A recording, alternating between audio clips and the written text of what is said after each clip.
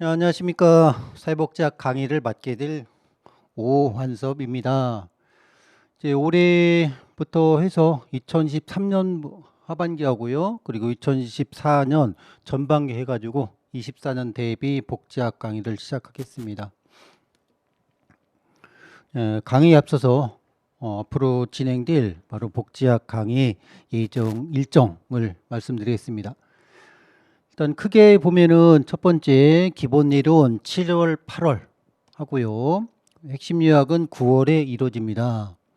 그리고 나서 3월, 10월은 OX 문제풀이가 진행되고요. 그리고 11월, 12월은 단원별 기출문제풀이가 진행됩니다. 그리고 1월, 2월은 단원별 예상문제풀이. 그리고 나머지 3, 4, 5, 6 여기서 나머지 3, 4, 5, 6, 3, 4, 5월 세 달 동안이 바로 동영 모의고사로 진행됩니다. 그래서 전반적으로 진행된 강의 특징을 설명하고 그에 맞춰서 여러분이 좀 같이 따라와 주면 좋겠습니다. 일단 7월, 8월은요 기본 이론이 강의가 되고요. 그래서 가장 중요한 내용 중에 하나가 두 가지가 되겠습니다. 복지학 같은 경우는 기본 법령, 그러니까 헌법, 사회보장기본법, 사회복지사업법, 그리고 사회보장급여법을 비롯해서 그다음에 4대 사회보험법, 국민연금, 건강보험, 5대구나. 5대 사회보험. 그래서 장기요양보험, 고용보험, 산재보험 있고요. 또 국기법이라든가 기초연금법, 그리고 긴급복지원법 등 바로 공공부주법이 있고요. 또 나가서 서비스 법령, 아동복지, 노인복지, 장애인복지 등 여러 가지 관련 법령 등이 있습니다. 그래서 최근에 개정된 복지학 법령, 복지 관련 법령 공부해야 되고요. 그리고 총론과 그리고 정책의 이론 파트, 그리고 조사론, 인행사, 실천론, 지역사회복지, 행정론 등은 주로 기본 개념으로 구성되어 있습니다. 그래서 그에 관한 두 가지 정확하고 자세한 이해. 그래서 정확하다 그 말은요. 그 말은 그 용어가 다른 단어로 표현되더라도 바로 그것을 제대로 알 수 있는 것이고, 또한 가장 자세한 이해를 목적으로 강의가 진행되고 있습니다. 자, 두 번째, 강의 중에 출제 연도와 최근 기출문제 예시를 통해서 출제 유형 및 출제 수준 파악한다. 그래서 기본세는 없는데, 그래서 강의 중에 그 주제별로, 즉 엘자베스 구인법 하게 되면은 그동안 그에 관한 것이 몇 회 출제되는가 계속 화면으로 표시될 것이고요. 또한 중간중간에 내용과 관련된 기출문제 예시를 통해서, 물론 이때는 자세한 설명이 아니고 앞에 관련된 이론에서 바로 어떻게 기출로 출제되었는가 그런 것들을 제시하게 될 겁니다. 그를 통해서, 그런 제시를 통해서 출제 유형 그리고 출제 수준도 파악하게 되겠습니다. 그리고 이제 3번이 약간 이게 이제 특징이 있는데, 수시로 개정되는 복지 법령.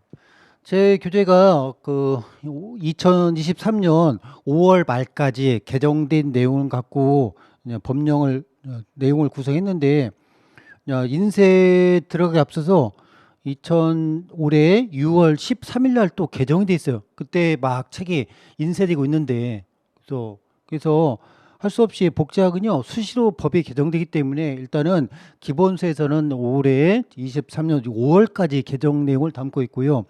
그 뒤에 계속 개정되고 현재 그 와중에 또 개정된 것도 있고요. 앞으로 또 개정될 겁니다.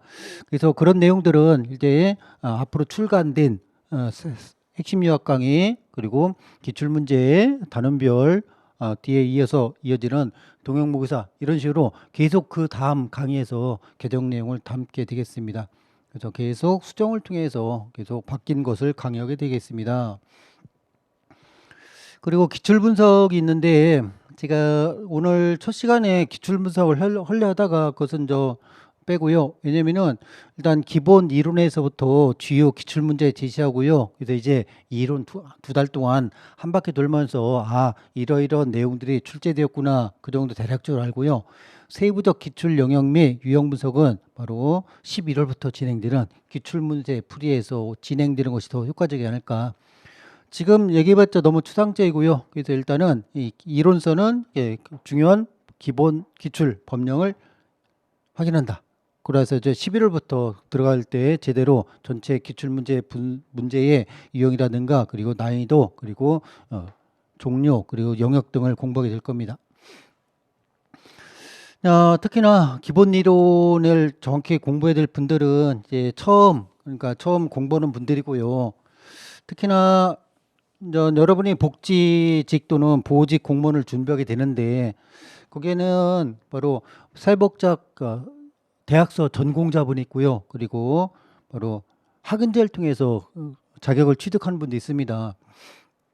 그래서 기본 이론 어떤 지식 차이가 크기 때문에 특히 학기 중에서 좀 제대로 공부가 안 됐거나 아니면은 학은제를 통해서 공부한 분들은 별도로 기본 이론 파트에 대한 정확한 깊이 있는 이해가 좀 필요합니다. 이게 가장 기초면서 앞으로 요 내용이 계속적으로 반복적 진행됩니다. 왜냐면은 뒤에 이루어진 내용 거의 계속 반복됩니다. 그래서 기본 이론 가지고 유학으로 하기도 하고 OX 하기도 하고 기출문제 하기도 하고 그리고 예상문제 그리고 동형모의사. 그래서 사실 뒤에부터는 계속적으로 반복을 한다 꼭 기억해 두고요. 물론 반복할 때는 여러 가지 다른 유형 요약도 하고 문제풀을 통해서 계속적으로 중요한 내용을 공부하게 될 겁니다. 대신 바로 2012년도 작년이나 올해 시험 봤다가 합격하지 못한 분들, 아직은 이제 곧 발표도 하겠죠. 그래서 합격하지 못한 분들은 기본 일인 된 분들은 요게 좀 시간이 많이 드니까 넘기고요. 그래서 뒤에 핵심 요약이라든가 아니면 문제풀이부터 들어가는 것도 효과적 되겠습니다. 두 번째는 핵심 요약 되겠습니다. 앞에 기본 이론 파트가 그동안 나왔던 모든 기출 내용을 포함한 자세한 가장 폭넓은 영역이라면은 그중에서 바로 가장 핵심적 내용 중심으로 좀 더 내용을 좁힌 것이 바로 핵심 요약이 되겠습니다. 그래서 전반적으로 앞에 7, 8월 내용을 절반으로 줄인다 생각하면 됩니다. 그래서 점차적으로 여러분이 공부해 가면서 앞에처럼 이런 식으로 암기도 되지만 이해가 될수록 공부할 내용이 줄어들게 됩니다. 그래서 한 절반 정도로 이해만 하더라도요. 여러 가지 핵심적 단어만 가지고 공부가 진행되기 때문에 1단계에 이렇게 요약이 되겠습니다. 특히나 핵심 요약 강의 가장 중요한 내용은 일단은 전체적으로 우리가 공부한 것 중에 한 번 정도로 이해할 수 있는 내용들이 있고요. 그래서 일단 공부 범위를 줄이고 그러나서 특히 중요한 것이 단권화 기초가 되겠습니다. 저희가 물론 요 핵심 기본 이론서 여러 내용을 공부하겠지만 그러나 모든 내용을 전부 다 자세히 담기에는 책의 양적 차이가 있습니다. 그래서 저도 내용을 이렇게 분산시켜서 핵심 요약에서 추가하기도 하고 뒤에 또 UX에서 추가하기도 하고 그리고 기출 혹은 예상 문제에서 추가가 이루어집니다. 그렇기 때문에 기본서가 두껍기 때문에 일단 제가 절반 크기로 바로 단권화로 줄였고요. 절반 이하로. 그리고 나서 요 단권화를 기초로 해서 여러분이 뒤에 진행되는 제가 추가적 그러니까 여러분들이 이제 법령이 개정되거나 아니면 새로운 내용에 추가되는 경우를 가필해 가지고 하나의 자기만의 단권화로 잡으면 됩니다. 물론 단권화의 방법은 바로 핵심 요약의 줄을 쳐서 잡는 방법, 기본서 가지고 줄을 쳐서 잡는 방법도 있고요. 핵심 요약 갖고 잡는 방법도 있고요. 뒤에 기출문제 또는 단원별 이상 문제 가지고 잡는 방법 여러 가지 있습니다. 여러분들이 쭉 공부해 가면서 가장 쉬운 걸로 잡는데 저 같은 경우는 여러분이 권장하는 것이 바로 요 핵심 요약 아니면 뒤에 이루어지는 바로 단원별 예상 문제집 그 둘 중에 하나를 갖고 여러분들이 바로 단권을 잡게 되면 가장 효과적이 될 겁니다. 그리고 세 번째 10월 달에 진행되는 OX 문제풀이 있습니다. 제가 이제 강의 평을 쭉 듣게 되면은 생각 밖으로 많은 분들이 OX 풀이가 큰 도움을 받았다는 그 평들이 많습니다. 왜냐면은 OX 같은 경우는 일단 쭉 우리가 이제 앞에 기본 이론과 핵심 요약은 여러 가지 자세한 내용 하지만 그 중에서 그런 공부했던 것들에 관한 중간평가, 학습 정도 평가 이루어집니다. 물론 이게 UX라서 한 가지 문장 가지고 그 앞에서 그 안에서 맞는 거 틀린 거 또 단답형 등으로 구성되는데 글자 1차 평가를 통해서 여러분들이 어느 정도 아는가 그리고 어느 정도 모르는가 두 가지 구별이 1차 목적 되겠습니다.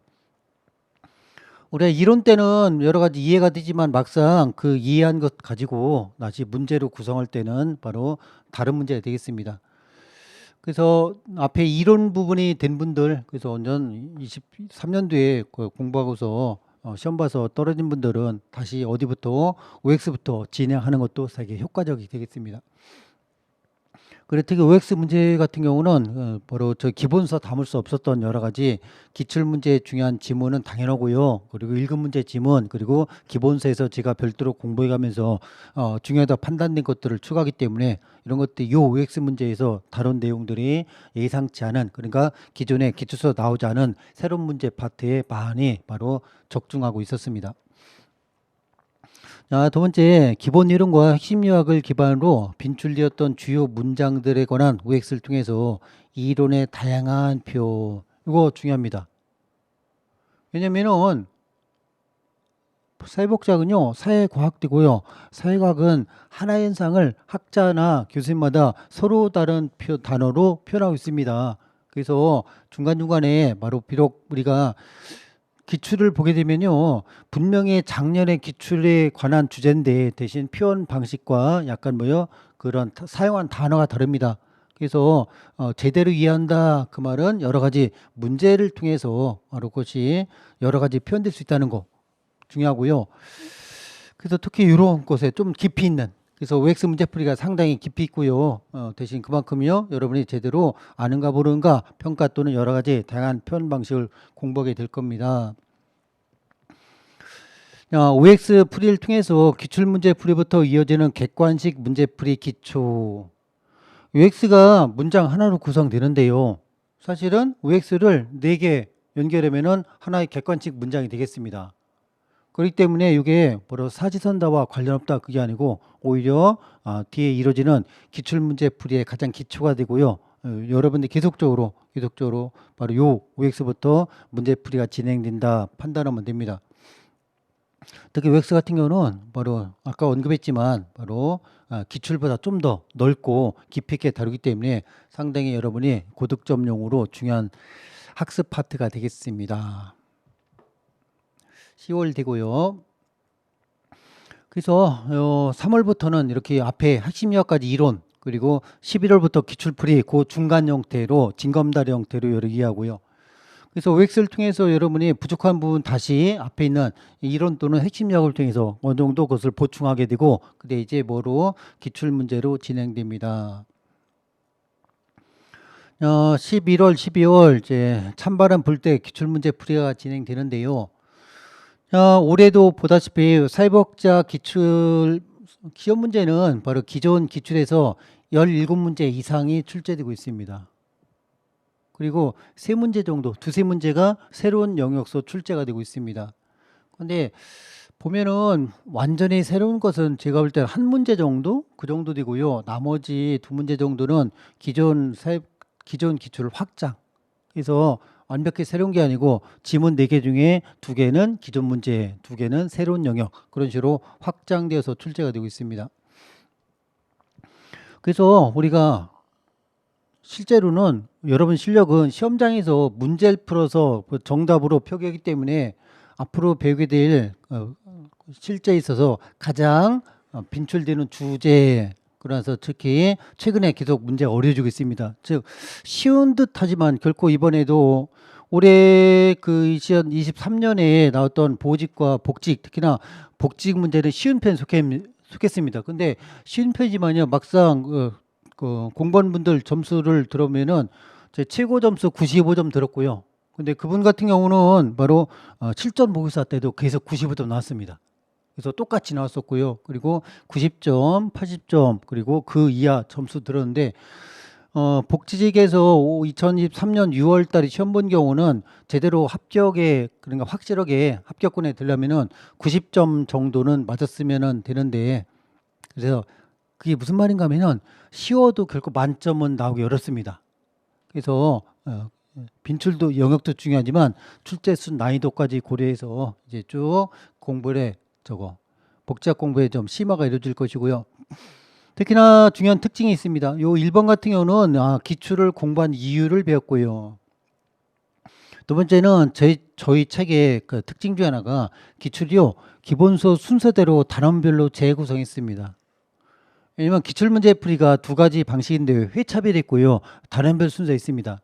근데 회차별로 풀게 되면은 이게 전 범위를 실전과 유사하게 풀기 때문에 이게 공부할 때 그러니까 기본 이론이 부족한 분들은 크게 어려움이 있을 수 있습니다. 그래서 저 같은 경우는 아직까지는 앞에 있는 기본 이론 가지고 똑같은 순서로 진행되면서 오히려 학습하는데 예습도 할 수 있고요, 복습도 할 수 있고, 그리고 좀 부담을 덜고, 또 중요한 것은 이게 단원별로 구성되면요, 그다음 기출에서 같은 영역에서 반복된 문제를 배울 수 있습니다. 그래서 동일한 주제에 대해서 빈출되는 문제로 반복학습, 그리고 나서 또한 반복되면서 빈출 영역을 자동적으로 우리가 알 수 있습니다. 그래서 각각 장단점이 있습니다. 그래서 회차별로 전 범위를 동시에 풀게 된 경우는 바로 어느 정도 공부가 된 분들은 도움되겠지만요, 제가 볼 때는 이제 처음 공부하는 분들 기준으로 할 때는 오히려 단원별로 구성되는 것이 훨씬 더 학습 효과가 높지 않을까 생각됩니다. 그래서 일부러 이렇게 단원별로 구성했다는 거.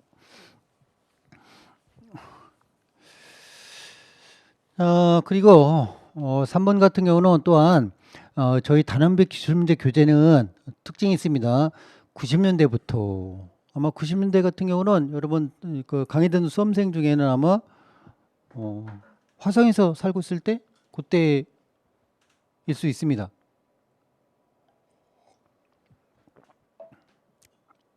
그 특징이 뭐 93년도도 있고요, 95년도 있고요, 97년도 있습니다. 그래서 2023년까지 가장 많은 기출 문제를 다루고 있습니다. 그게 왜 이게 중요한가 하면요, 그래서 물론 90년대에 출제된 경우는 옛날 문제 같은 경우는 계속 반복되는 게 아니고 어느 기출 같은 경우 어느 기출은 뭐 15번 나온 것도 있고요, 어떤 것은 2번, 어떤 1번, 3번 나온 게 다르단 말이에요. 근데 최근에 20년 만에, 17년 만에, 15년 만에 출제된 문제 있습니다. 근데 그게 최근 기출로 보면 처음 나왔다 보겠지만 저희 기출 같은 경우는 부활하였다. 부활은 예술만 한 게 아니고 이렇게 기출 문제도 부활하고 있습니다. 그래서 올해 같은 경우도요, 바로 사회 문제 기본 개념, 그것도 17년 만에 나온 거고요. 최근에는 SOAP 뭐 문제 중지 기록, 그것도 17년만 나왔었고요. 그리고 지난번 재작년 같은 경우는 저거 2020년 같은 경우는 2019년 같은 경우는 바로 15년 만에 거의 20년 거의 20년. 이게 뭐냐면은 조선소 생태적 오류, 그리고 나서 15년 만에 이런 경우는 저거 슈퍼비전, 카드신 슈퍼비전. 그래서 우리가 문제 중에 이렇게 갑자기 나오는 문제들인데 그런 것들을 가장 많이 다루기 때문에 그만큼요, 우리가 기출을 통해서 뜬금없이 나오는 문제들도 많이 잡아냈습니다. 그래서 가장 중요한 장점 중에 하나입니다. 물론 공부할 때는 이렇게 옛날 나온 것들은 자주 다루지 않습니다. 왜냐면 어차피 우리가 공부할 때 자주 나오는 것 중심 공부하기 때문에 대신 기출을 통해서 그 정도 보게 되면은 다음에 나온다 하더라도 훨씬 더 그것을 맞출 수 있을 거라는 거. 그래서 가장 중요한 특징 두 개입니다. 뭐라? 단원별로 구성되어 있다. 두 번째는 제가 강의를 오래 한 것이 장점 바로 이런 것들입니다. 그래서 옛날에도 출제됐던 많은 문제를 다루고 있고 그런 것들 실제로 출제될 때 맞추고 있다는 거 꼭 기억해 두고요. 이렇게 해서 기출 문제를 통해서 그동안 자주 나왔던 문제 영역과 수준을 분석하게 되고요. 대신 어떤 분들은 기출 문제를 풀고 점수 가지고 자신의 복지학 실력이라고 얘기하는 분도 있는데 그건 되게 위험하게 됩니다. 왜냐면요, 우리가 조사론 서버로 검사윤 있죠? 검사윤은 반복 측정 시 뒤에 측정값이 변화되었는데 그 변화가 바로 실력 향상이 아니고 동일한 측정 도구에 따른 친속도로 볼 수 있습니다. 왜냐면은 제가 아까 얘기했지만요, 기본 이론부터 해서 계속 강의가 진행될 때는 당연히 기출문제 중심으로 진행되고요. 기출문제 예시도 하게 되고요. 그래서 머릿속으로 다 공부한 것이기 때문에 기출문제의 점수 가지고 실력이라고 판단하면 큰 착각됩니다. 그래서 기출문제 풀이는 여러분 실력 체크하는 게 아니고요. 어디서 출제되는가, 어떻게 출제되는가, 아니면 어떤 유형으로 출제되는가 이런 것들 확인하는 단계됩니다. 결코 여러분들이 바로 그런 최근 기출문제 풀고 나서 점수가 기출문제 90 나왔네 라고 믿는 것을 나온 것을 여러분이 본 실력이라고 믿으면 큰 착각 가져옵니다. 조심하고요. 이번에는 단원별 예상 문제 예상 문제가 1월 2월 즉 2014년부터 진행되는데 뭐 항상 반복되지만 모든 기본 강의는 바로 빈출 영역을 기초로 진행됩니다. 근데 그 기출 풀이는 당연히 실제 출제된 것만 다루고요. 그에 관련된 즉 변형될 수 있는 다른 문제 다루지 않습니다. 그래서 그걸 기초로 해서 새로이 출제 가능한 내용까지 가장 폭넓게 구성한 문제 되겠습니다. 즉 예상 문제라 예상 문제. 그렇기 때문에 저희 책에 있는 내용을 가장 많이 문제로 구성한 형식 되겠습니다. 특히나 올해도 그렇고요. 중요한 특징이 있습니다. 그동안 새롭게 새로 기출서 벗어난 새로운 문제는 거의 다 단원별 문제에서 다루었던 것으로 출제했습니다. 올해 같은 경우도요. 사회보장 기본법에서 바로 비용부담 주체 자주 풀었었고요. 그대로 출제했습니다. 그래서 여러분들이 공부할 때 제가 아까 얘기했었죠. 바로 여러분이 단권할 때 핵심 요약 또는 바로 단원별 예상 문제를 단권해라. 그 이유가 바로 이겁니다. 그래서 여러분들이 공부할 때 마지막까지 정리하고 그리고 손을 계속 잡아야 될 문제가 바로 단원별 예상 문제 되겠습니다. 그래서 이걸 중심으로 해서 여러분이 계속 반복 학습하게 되면은 아마 새로운 거 거의다 그러니까 여기서 벗어난 문제는 전부 다 새로운 문제 다 틀리기 때문에 가장 누구보다 많은 고득점 할 수 있는 영역이 되겠습니다. 쭉 보면은 저희가 강의가 바로 내용을 확대했다 축소했다 하는데 왜냐면 앞에 기본 이론이요 가장 많이 확대한 것이고요. 그리고 이제 핵심 약속 축소하고요. 다시 UX 핵심 문제는 축소 및 확대. 그러니까 기본 이론 중에서 중요한 문제로 바로 축소하면서 또 다른 우리가 다루지 않은 것까지 확대하는 두 가지 동시에 추가하고요. 그리고 가장 축소가 바로 기출문제 되겠죠. 기출문제만 다루니까 가장 축소된 것이고 이것을 다시 확대한 것이 바로 예상문제 되겠습니다. 그래서 강의가 확대, 축소, 확대, 축소 계속 반복됩니다. 꼭 좀 기억해 두고요. 그래서 5번은 글자들이죠. 5번 여러분이 공부를 반복해야 되는 겁니다. 그리고 마지막에 3월, 4월, 5월에 걸쳐서 바로 동형 실전 모의고사 진행됩니다. 보통 3월 같은 경우는 국가직, 보호직 대비가 되고요. 4월, 5월은 지방직, 복지직 대비가 되겠습니다. 동형 실전 모의고사 같은 경우는 그동안 공부한 내용들을 실전 문제처럼 전범위로 구성하고요. 당연하겠지만 그래서 이제 가장 실전에 유사한 형태가 되고요. 그래서 전범위로 출제하는 과정에서 가장 중요한 이때 배울 중요한 주제가 중요한 내용이 뭐냐면은 제일 먼저 문제가 묻고 있는 주제에 대한 파악이 제일 먼저 중요합니다. 이 문제는 우리가 배운 여러 가지 영역 중에서 어느 주제가 관한 개념이다. 두 번째는 이 주제와 관련된 비교 기준, 어느 다른 주제와 비교했는가 파악하고요. 그리고 또 하나가 수학적, 과학적인 내용이 아니기 때문에 우리가 사회과학은 상당히 상대성을 갖습니다. 물론 확실하게 정답 나오는 경우 있지만요. 특히 실천론 같은 경우는 애매모호기 때문에 이게 상대적으로 답이 되는 경우가 많고요. 또 하나 교수님이 책마다 서로 모순된 내용을 언급하고 있기도 합니다. 그래서 사실은 이번에도 약간 그런 게 있는데 교수님이 출제하실 때 어떻게 실천론 왜 역사나 법령은 역사는 확실한 객관적 사실이고 법령도 법에 언급한 명백한 표현이 있잖아요. 그런 것들은 문제 없는데 실천론 같은 경우는 교수님들이 언급하고 있는 책마다 약간 내용이 다릅니다. 강점이 다르고요. 그렇기 때문에 상대적으로 그 문제에서 주어진 지문 속에서 정답 찾는 연습 무척 중요합니다. 그래서 동영 모의 같은 경우는 그동안에 어디까지 단원별 이상 문제까지 바로 순서대로 계속 반복하다가 이제 그동안 이제 그 여러 영역별로 저장된 것들을 동시에 전범위 끄집어내서 100분 안에 푸는 연습을 하게 될 겁니다. 마지막으로 가장 중요한 절차되고요. 그래서 문제는 빈출 영역 중심으로 하면서 새로 출제될 수 있는 영역 포함해서 기초부터 고난이도까지 구성되었으므로 다양한 수준과 다양한 여러 문제 유형에 대한 연습하게 됩니다. 그래서 우리가 공부할 때는 계속 반복된 단어가 빈출 그리고 기출이 되겠습니다. 그래서 물론 당연하고요. 그래서 계속 핵심적으로 하면서 대신 기출은 우리가 상대평가라서 기출 같은 경우 나오게 되면은 당연히 누구나 다 맞추게 됩니다. 합격할 수 있는 범위에서. 그래서 좀 더 어디까지 즉 새롭게 문제까지 공부할 것인가.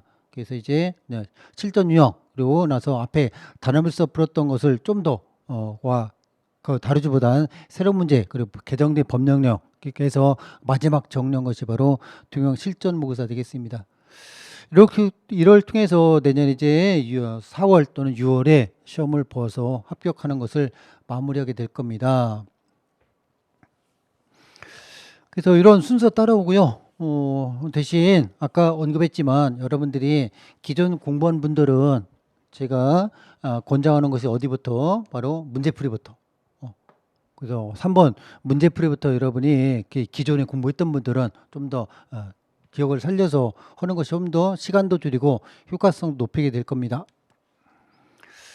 그래서 전반적으로 제가 쭉 이렇게 강의 내용대로 쭉 따라오면은 다른 과목보다 훨씬 더 바로 그 새롭게 공부를 좀 많이 안 해도 바로 수업 시간에 들은 내용 갖고도 충분하게 우리가 고득점 맞을 수 있도록 하게 될 겁니다.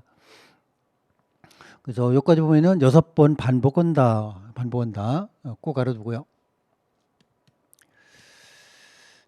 저희가 이제 영상 강의가 이루어지고 있는데 그래서 저한테 강의 듣는 분들은 아마 이게 학원가요 병원서는 인사할 때 다음에 또 오세요 그런 인사하면 안 되죠. 병원서도 그러면 안 되고요. 학원서도 그러면 안 되고요. 그래서 저도 이제 이번 5월 달에 강의 마쳐가면서 전부 다 합격하세요라고 했는데 객관적으로는 응시자가 더 많잖아요. 그래서 다시 의도하지 않게 공부를 하는 분들이 있을 겁니다. 그래서 그런 분들은 보통 영상 강의 많이 듣잖아요. 그렇죠? 시간 문제 때문에. 그래서 동영상 강의 특징을 좀 보겠습니다. 일단은 장점, 단점 있네요. 장점은 소위 가성비 그리고 효율성 둘 다 같은 말 되겠습니다. 그렇죠? 근데 가성비 효율성은요 결코 뭐가 효과성과는 거리가 멉니다. 효과성은 아니에요. 그렇죠? 왜냐면은 효율성과 효과성의 중요한 차이가 효율성은요 투자 대비 바로 목표란 말이야. 즉 가격 대비 성능이란 말이야. 그래서 우리가 식당 가서 음식을 평할 때요 뭐에 맞게 내가 지불한 비용 맞게 평가해야 되겠죠. 아니 만약 짜장 먹는데 뭐로 15,000원짜리 있고요 그리고 3,000원짜리 있단 말이에요. 그렇죠? 그러면 3,000원짜리 먹으면서 15,000원짜리 기대하면 안 되잖아요. 그렇죠? 그래서 효율성과 가성비 같은 경우는 반드시 투입 대비 산출을 비교한 개념 되겠습니다. 대신요 효과성은요 투입과 관계없이요 목적 달성 정도가 되겠습니다. 쉽게 해서 영어를 100점 맞는데 얼마의 시간과 얼마의 비용을 들이냐 그것까지 고려하면 효율성 되겠지만요 효과성은요 어떤 시간 비용을 떠나서 무조건 높은 점수 자체만 의미하고 있습니다. 그래서 투입을 고려치 않고 목적 달성 정도만 고려한다. 그래서 효율성과 효과성은 실제 기출이고요 후에 정책로서 배우게 될 겁니다. 그래서 제일 먼저 공부 장수나 시간을 자유롭게 활용할 수 있다. 뭐 당연한 결과죠. 당연한 특징 되겠습니다. 그래서 뭐 집에서 들어대고 저 같은 경우는 주로 스칼 이용하고 있습니다. 또 작년부터 동네 바로 아래에 스터디 카페가 등장해서 집에서 하다가 거의 시원하게. 근데 확실히 규모경제 측면이 센 게 스터디 카페에 가서 공부하게 되면요. 거기서 이제 아메리카노 계속적으로 이제 셀프지만 무한 공급되고요. 각종 음료수 보니까 뭐 사이다도 있고 콜라가 없네. 그리고 오렌지 주스, 포도 주스 그런 거 알로에 등이 있고요. 그리고 밑에 또 과자 부스러기도 있고요. 그거 보는데 한 달에 10만 원 됩니다. 저 같은 경우 월 끊어서. 그럼 10만 원이면은 뭐 이것저것 하더라도 3천 원꼴인데. 근데 요새 그냥 카페 가서 바로 그냥 안에서 커피 마시면은 물론 테이크아웃 1,500원도 있지만 보통 3,000원 정도 이상 하잖아요. 근데 거기다 그런 커피 주지요, 과자 주지요, 음료수 주지요, 에어컨도 있죠. 그래서 오히려 제가 볼 때는 이 스터디 카페에서 주인이 돈이 되나라고 걱정될 정도로 잘 이용하고 있습니다. 시간도 그렇고요, 시간도. 그래서 학원에 정해진 시간보다는 여러분들이 바로 자유롭게 이용할 수 있다는 장점, 자유가 준 자유. 그 또 하나 중요한 것이 바로 이거 공부하다가 이해가 어려운 경우는 반복학습. 그래서 영상을 멈춰놓거나 되돌리기 위해서 반복학습 장점이 있습니다. 전반적으로 효율성, 그죠? 시간 비용에서 효율성이다. 단점이 있습니다. 인간사에서 모든 것이 장단점이 있으니까요. 단점은 게으름, 또 하나가 귀신.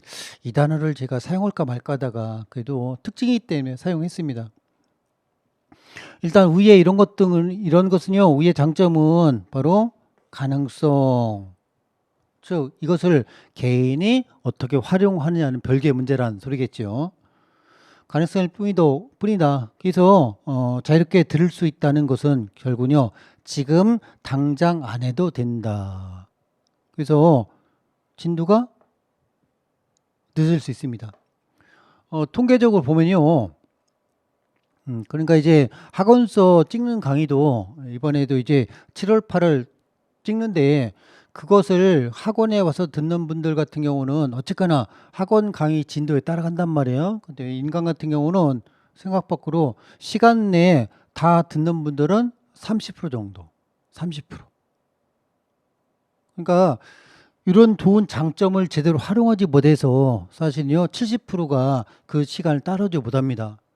왜냐면 이때 선택한 이유가 뭐냐면 내가 출퇴근 줄이고 그 시간에 공부하겠다라고 하는데 그게 사실 그렇지 않습니다. 그게 좀 문제고요. 그래서 결국은요, 당장 안 해도 된다라는 게으름이 들어오기 때문에 생각 밖으로 완강률이 무척 낮습니다. 그리고 공부를 하다가 귀신에 홀릴 수 있다는 거, 물론 상징적 의미 되겠습니다.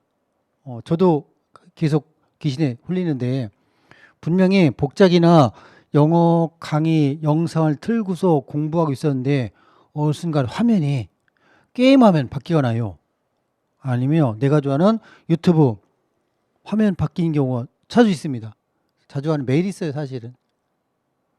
분명히 저 같은 경우도 이제 계속적으로 한 번 강의를 하면 한 3일 정도 준비한단 말이에요. 왜냐면 아무리 강의 있던 거라도요, 다시 확인하고 또 앞에 관련된 내용, 책도 찾아봐야 되고 또 편집돼야 되고요.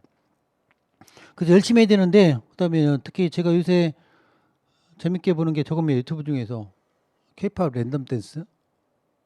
왜냐면 우연히 보게 됐는데 그게 재밌는 게요. 그 외국에서 아이돌 노래 있잖아요. 그런 것들에 대해서 랜덤 댄스, 그래서 무슨 파트라 하나? 그 댄스의 핵심 파트를 가지고 보게 됐는데 왜 신경가면은 그 K-pop 특성을 보여주는 게 바로 음악에서 존재한 노래는 가사가 한글로, 물론 영어 절반이지만 한글로 돼 있어서 사실 따라하기 힘든데 댄스는 관계없잖아요. 그렇죠. 언어와 전혀 관계없이 보고 살 수 있으니까 그래서 K-팝이 확대된 중요한 이유가 가사를 몰라도 언어 몰라도 댄스를 통해서 충분히 확장 가능한데, 뭐 그 유명한 노래 같은 경우는 몇백 명 한꺼번에 초대되는데 너무 재밌습니다. 보는 것만 해도. 재밌기도 하고요. 아, 저도 하고 싶다 생각이 들기도 합니다. 왜냐면은 이게 사람이 정적인 것도 중요하지만 동적인 것도 중요합니다.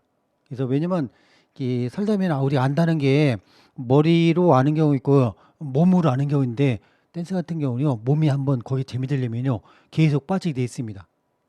근데 그 댄스만이 아니고 댄스 유사한 게 운동도 마찬가지입니다. 몸 운동도 움직이면서 그 운동의 재미 알게 되면요 몸이 알기 때문에 계속적으로 재밌게 지속할 수 있습니다. 그래서 아마 요거 무슨 의미인지 알겠지요? 저도 당하고 있고요. 저도 흘리고 있고요. 특히 시험 공부하다 보면은 더욱더 그것이 많아집니다. 그러면 제 스터디 카페 보면요.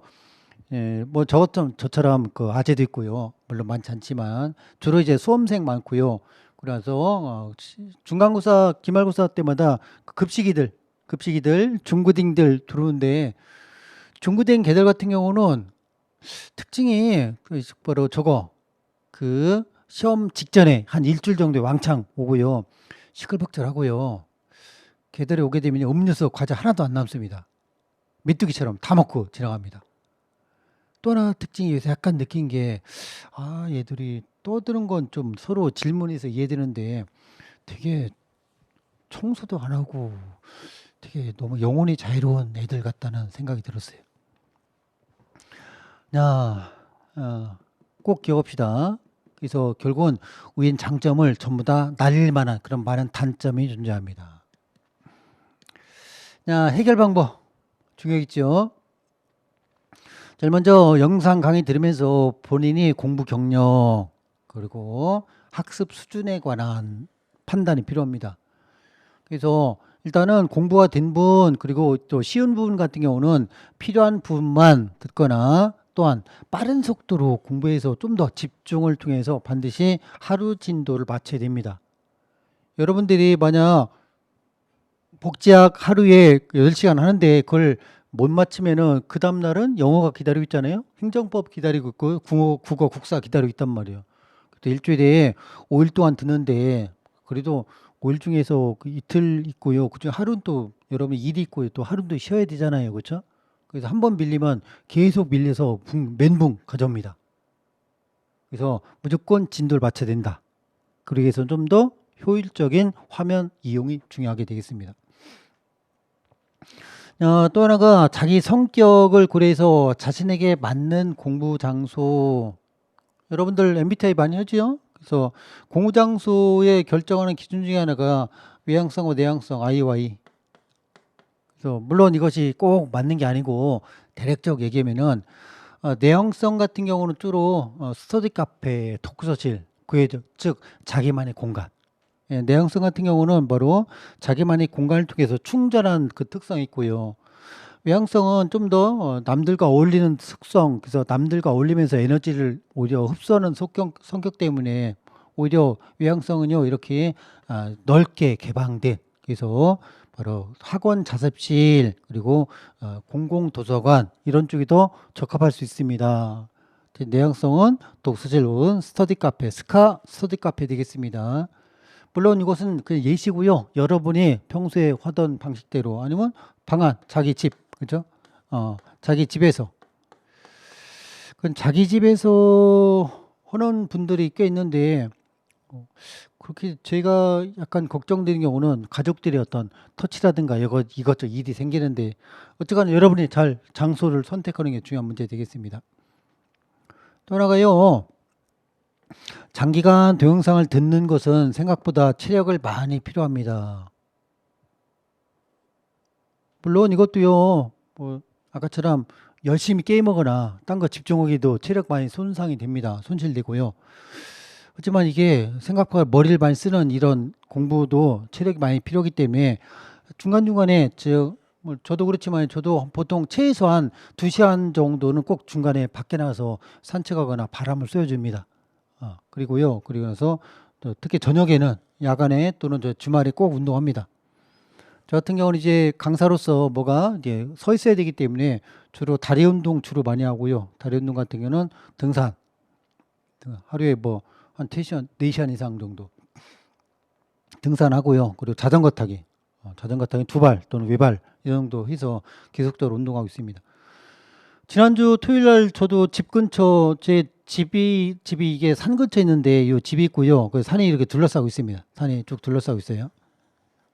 그래서 이게 동네가 요 산이 또 터널이 없어가지고 그냥 막혔기 때문에 그동안 제가 주로 사람들이 많이 가는 코스가 이 정도거든요. 이 정도? 여기 군부대 있어요. 군부대. 근데 이번엔 작정하고요. 여기서 출발해서 이렇게 해서 군부대를 통해서 이렇게 해서 한 바퀴 돌았어요. 요 집이까지. 요게. 근데 요게 거의 집에서 나가면 이게 거의 5분 거리인가 거의 정도 되면 이렇게 동그랗게 거의 한 5시간 정도 돌았는데 토요일 날 엄청 더웠고요. 중간에 탈진할 뻔했고요. 대신 그래서 한번 도니까 깨어나더라고요. 그래서 이제 다음부터는 이제 코스별로 좀 잠깐이라도 돌으려고요. 그래서 여러분들이 일주일에 하루 정도는 뭐가 필요하다? 바로 좀 더 집중적으로 공부 체력이 좀 운동이 좀 필요합니다.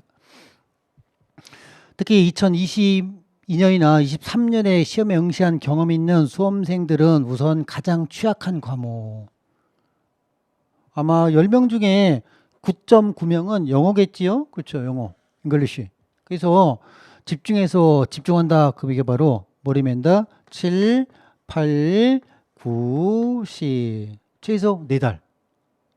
어차피 여러분들은 저야 복지학만 강의지만 여러분들 같은 경우는 5과목을 고려 전체적으로 평균에서 고득점자 합격한단 말이에요. 근데 주로 이제 영어가 가장 많은 시간과 비용을 차지하게 되고요. 그리고 영어 때문에 가장 많은 당락의 결정을 받습니다. 근데 이번에 시험 본 분 중에서 영어 95점 맞았던 사람이 처음 들어봤어요. 제가. 다른 과목 90은 많이 들어봤는데 영어 95점. 오이, 이런 분도 있더라고요.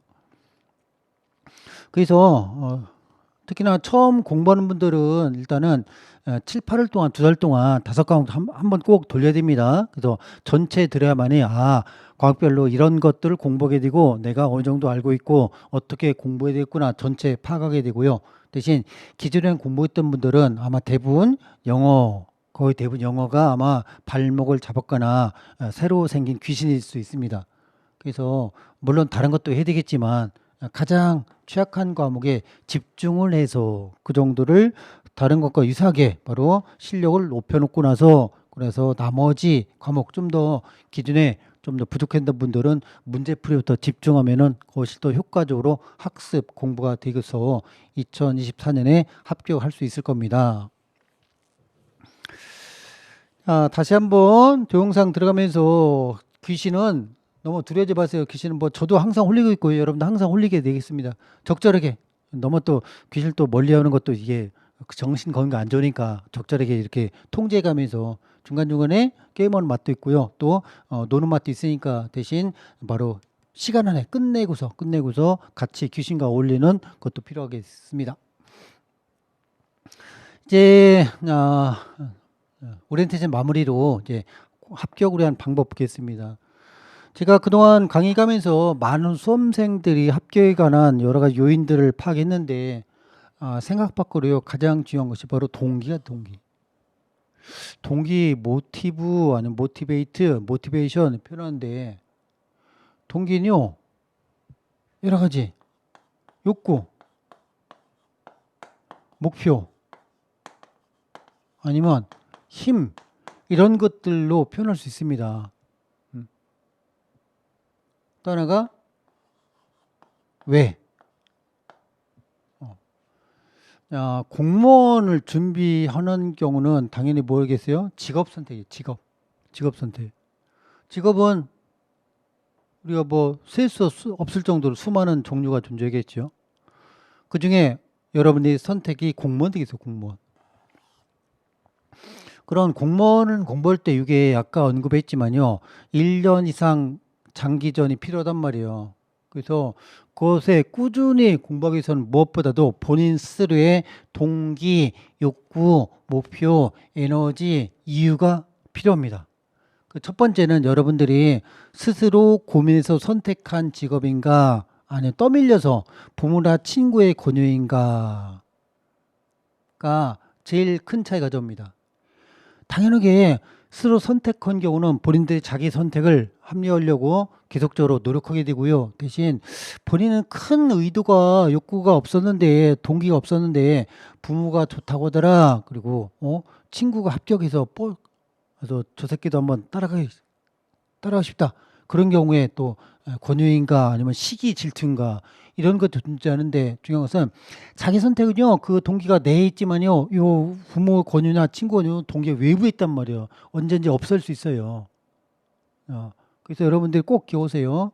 진짜로 내가 선택한 직업인가 아니면 비록 외부에 권유 있었지만 내가 그 매력을 그래서 내가 그것을 자기 선택으로 끌고 가도록 충분히 매력 있는 직업인가 꼭 고려하고요. 또 하나가 공부하는데 힘과 장애물. 힘이 여러 가지 있습니다. 우리가 앞으로 성격이론에서 배웠지만요.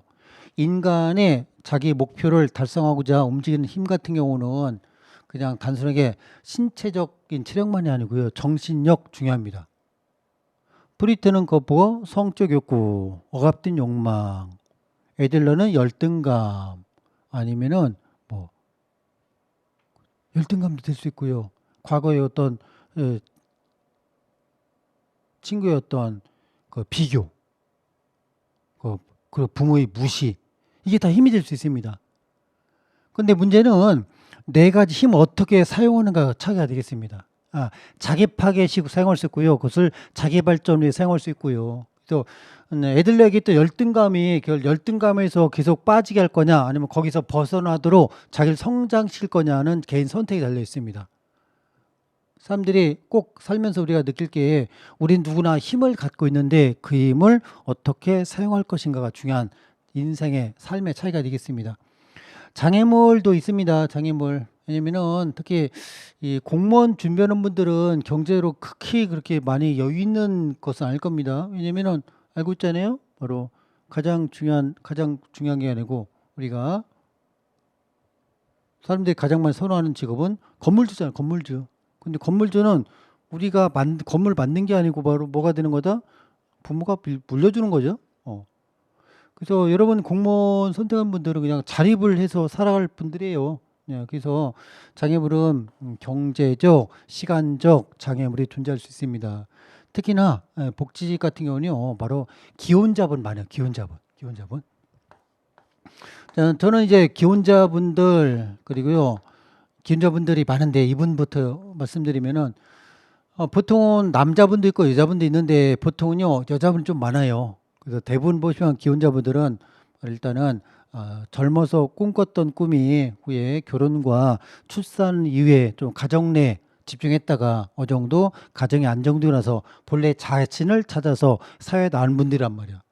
그래서 그런 분들은 누구 못지않게 자기 선택했고 그 동기도 뚜렷하지만 장애물이 존재합니다. 가사 업무라는 거, 자녀에 관한 양육, 또 배우자에 관한 것 때문에. 그래서 그런 것들 여러분이 얼마나 서로 역할을 분담하고 본인 좀 더 자기 공부에 시간 확보할 수 있을 것인가 좀 중요한 고려사항 되고요. 그래서 이런 걸 고려해서 여러분이 진짜로 끝까지 공부를 해서 합격할 자신 있는가 고려하고요. 글자 그대로 굳이 내가 할 의도나 욕구가 없었고요. 그리고 나서 힘도 없고요. 그리고 장애물도 많다. 그럼 관두세요. 제가 학원 강사서 관달한 이유가 뭐냐면은 그래봤자 소용없거든요. 그렇죠? 우리가 어차피 강의는 합격이라는 결과에서 공부하기 때문에 굳이 이렇게 자기 공부할 때 큰 이유나 동기가 분명치 않은 분들은 오히려 그 에너지를 자기가 좀 더 진짜 하고 싶은 다른 직업에 쏟는 게 더 효과적일 겁니다. 또 하나가 한 강의는 거의 누구나 듣습니다. 누구나 듣는다. 공통적 시작상일 뿐입니다. 즉 쉽게 해서 누구나 밥을 먹는다. 그런데 그 먹은 밥이 피가 되고 살이 되는 경우는 자기가 소화시켜야 됩니다. 그래서 그 소화가 자신이 공부 시간. 그래서 학원이나 인강도 하루에 8시간 9시부터 바로 저녁 6시까지 하게 되면요. 진이 빠집니다. 그래서 남은 시간이요. 저녁 시간에 자기 공부해야 됩니다. 이게 가장 중요한 실력 차이 가져옵니다. 어차피 공무원 시험은요. 경쟁이잖아요. 경쟁. 그래서 누구나 듣는 거 가지고는 당연히 합격할 수 없습니다. 특별하게 머리가 좋지 않는 한. 그래서 반드시 자신의 공부 시간을 통해서 꼭 그동안 낮에 공부한 거 밤에 복습하고 정리하고 그런 작업을 해야만이 남들보다 우월한 실력으로 합격할 수 있습니다. 또 하나가 저희가 복지학 같은 경우는 이번에 복지직이 특성이 바로 13대 7. 즉 뭐냐면은 이 개념이 13문제, 법령이 7문제. 그래서 기본 개념이 평소에 법령도 4문제쯤 나옵니다. 법령 5문제 정도. 그리고 이제 기본 개념이 바로 13문제 그리고 암기사항 2문제 이렇게 나온단 말이야. 근데 이번에 암기 없었고요. 법령이 많았습니다. 어쨌거나 그래도요. 13문제 이상은 항상 기본 개념이 출제됩니다. 그래서 무엇보다도 기본 개념 이해가 제일 중요하고요. 그리고 공무원 공부는요. 앞에 뭐 시간도 필요하게 되고 그 돈도 필요하게 되고 그리고 그런 체력도 필요하지만요. 결국 핵심은요. 집중 반복. 오히려 앞에다가 제가 추가될 것은요. 단기를 더 넣고 싶어요. 단기. 그리고 단기에 집중해서 반복 학습이 가장 효과적됩니다. 단기 집중 반복은요. 우리가 여러분들 나이가 20대 이제 중반 넘어서고 있잖아요. 뭘 초반도 있을 수 있고요. 30대도 존재할 수 있고 40대 4학년도 있을 수 있습니다. 그래서 2학년이 아니고 3학년, 4학년 이런 분들이요. 듣고 나서 머리에 안 남아 있어요. 휘발유처럼 이게 잘 날아간단 말이에요. 본인이 의도지 않게. 그래서 그런 것을 막는 경우가 날아가기 전에 다시 한번 각인시키면 훨씬 더 암기가 잘 됩니다. 그리고 마지막으로 우리는 5과목 전부 다 객관식 사지선다로 정답을 맞추잖아요.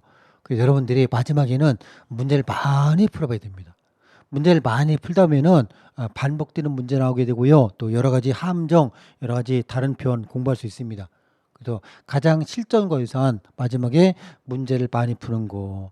특히 저 같은 경우는 만약 이론을 10번 들을래, 이론 5번 들을래, 문제풀이 5번을 내, 그럼 당연히 저는 무조건 문제풀이 5번 선택합니다. 왜 문제풀이라는 경우는 결국 가장 중요하고 자주 나오는 내용들을 가지고 실전에 맞게 구성됐으므로 그래서 앞에 있는 것들은 결국 문제풀이의 기본 자료가 되고요. 기본 자료를 통해서 문제로 자기 실력을 밖으로 입증해야 됩니다. 특히 제가 강조하는 거 운동 중요합니다. 체력전. 앞에 있는 거 물론 전제가 되고요. 열심히 자기 스스로 선택한 동기 그리고 집중적으로 반복하는 학습 그러기 위해서는 피지컬 즉 육체적으로 바로 갖춰줘야 됩니다. 받쳐줘야 된다. 그래서 체력이 결코 무시할 수 없는 실력입니다. 특히나 제가 계속 강조하는데 수험생들은 물론 저도 내일 인생은 처음이고요. 여러분도 내일 인생 처음이 되겠습니다. 물론 오늘도 처음이고요.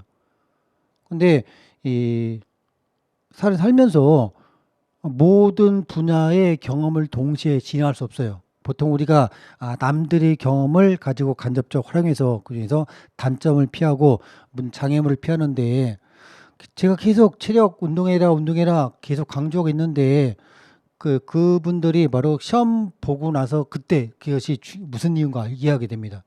왜냐면은 우리가 4월과 6월 달에 보는데 시험 막판에 가장 에너지 소모가 많고요. 그때 에너지 즉 체력이 떨어져서 정리하지 못하고 한두 문제로 떨어진 경우가 아주 자주 있습니다. 우리가 이제 여러분이 커트라인 고려하는데요. 막상 많은 수험생들이 실력 비슷할 때 점수 차이 크지 않습니다. 그래봤자 많아봤자 5문제 정도? 근데 5문제 같은 경우는 과목도 한 문제예요. 과목도 한 문제 같은 경우는 영어 70점 맞은 사람과 75점 맞은 사람이 실력 차이가 있다고 볼 수 없습니다. 근데 그 하나하나가 보여서 5문제가 되면은 합격을 하게 되고 5문제가 안 되면은 떨어지게 되고 그런 것들 결정할 때 마지막에 체력을 통해서 집중하는 것이 큰 역할을 합니다. 마지막으로요. 봉사활동 있네. 특히나 사회복지 같은 경우나 보호직 같은 경우는 좀 더 물론 보호직은 복지사 자격을 꼭 필요하는 게 아니지만요. 복직은 반드시 복지사 자격을 필요합니다. 그 말은 전문성을 요구한다. 그럼 봉사활동이 중요한 이유가 첫 번째는요. 여러분들이 공무원 준비 중에서 물론 후에 언급하겠지만 뭐 흔히 얘기하는 뭐죠? 안정적이다로 표현하죠. 근데 안정도 중요하지만요. 내가 하는 업무가 적성에 맞는가도 무척 중요합니다. 즉 아무리 안정적이라도요. 하기 싫은 걸 계속 할 수 없어요. 3, 40년, 30년 어떻게 하냐고. 그렇죠? 그래서 진짜로 여러분이 봉사활동 과정에서 주로 대하는 저소득계층, 노인들, 아동들, 장애인들 그들을 대하면서 본인이 적성 물론 전공자는 이미 경험한 분도 있고요. 비전공자도 경험을 하면 좋습니다. 또 하나가 복지 현장 이해. 여러분이 이제 합격해서 그 이제 할 저소득계층이나 노인과 장애인 등의 어떤 것이 현재 서비스가 제공되고 현재 그때 어떤 것이 필요하게 되고 어떤 것이 제공되고 있고 어느 것이 부족한가 그런 것들 이제 일부라도 이해하게 되고요. 마지막 사실 가장 중요한 것은 면접 대비되어 있습니다. 우리가 어쨌거나 합격하고 나서 그다음에 여러분들이 이제 실력 쌓으면 되니까. 그래서 우리가 시험 합격은 필기와 면접까지 존재한단 말이야. 특히나 면접 같은 경우는 경기도, 서울 같은 경우는 빡세단 말이에요. 그렇죠? 서울, 경기 지역은 좀 빡세고요. 지방 같은 경우는 약간 면접이 서울, 경기보다는 약한 게 있습니다. 그리고 추가 선발 인원도 다르고요.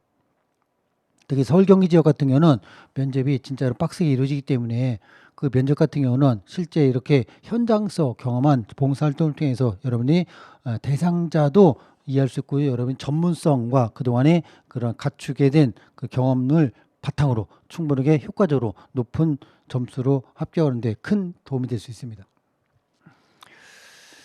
네, 이렇게 해서 전반적으로 뭐가 오리엔테이션 끝났고요. 그래서 쭉 이제 오리엔테이션 마무리하게 되면은 결국은요. 일단 우리가 선택을 하고요. 그 뒤부터는 선택이 있으면은 더 이상 뒤돌아보지 말고요. 앞에 있었던 거 쭉 이렇게 같이 쭉 따라오면서 우리 이제 끝까지 내년 4월, 6월을 통해서 최종 합격하도록 끝까지 열심히 같이 합시다. 그래서 여러분도 물론 저도 최대한 공부를 하고 그저 기출 이상 문제를 맞추도록 노력할 것이고요. 또한 여러분들도 함께 결국은요. 여러분들이 공부해야 되잖아요. 그죠? 여러분들이 우리가 각각 소화를 시켜야 바로 그것이 피화되고 살이 되듯이 여러분들 같이 따라서 같이 노력해서 꼭 내년 합격하도록 같이 노력하겠습니다. 예. 쉬었다가 이제 이론을 들어가도록 하겠습니다.